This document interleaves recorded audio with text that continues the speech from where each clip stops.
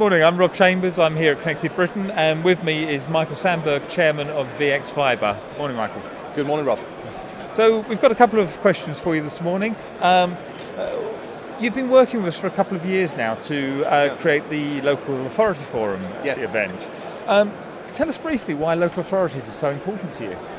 Well, local authorities we saw both in Sweden and in other markets that are underrepresented.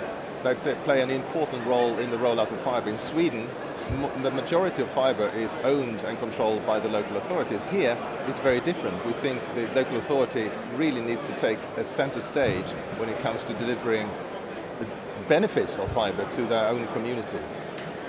Okay, great. So if the local authorities are to deliver that connectivity, what kind of connectivity should they be looking at? And should that be based around the open access model that you talk about? That's an interesting point.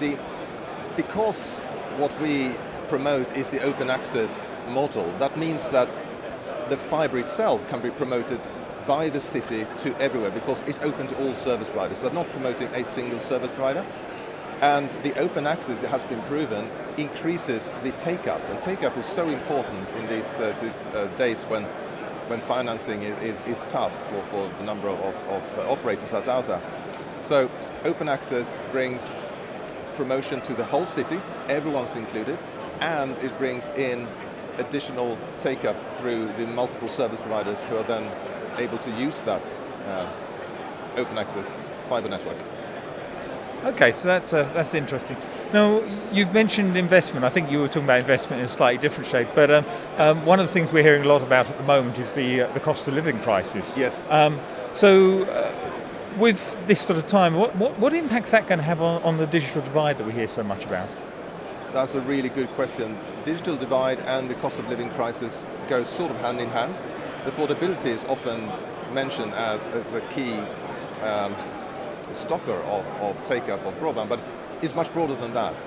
I think getting broadband to everyone in a city is so important. Today, large groups in cities and communities are excluded.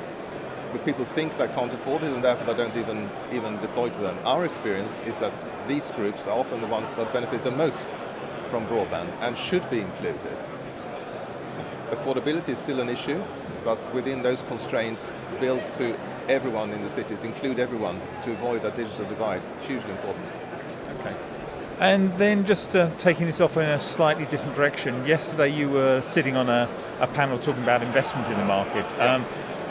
A huge subject, but what do you expect to see on the landscape in the investment side of things in the coming year or so? Another good central question. One of the themes here this year has been financing. Last year, everyone was enthusiastic, go out and build. Today, the whole fibre community is looking at how to get a return on the investment, and the talk are now about consolidation. I think that's inevitable.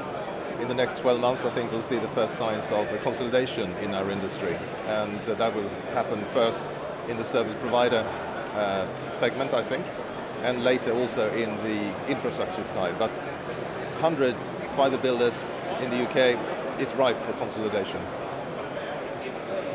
Very interesting. So, Michael, thanks for your views on that. We'll watch out for the consolidation. We'll hope to see some narrowing of the digital divide. Thanks for your time this morning. Pleasure, Rob. Thank you.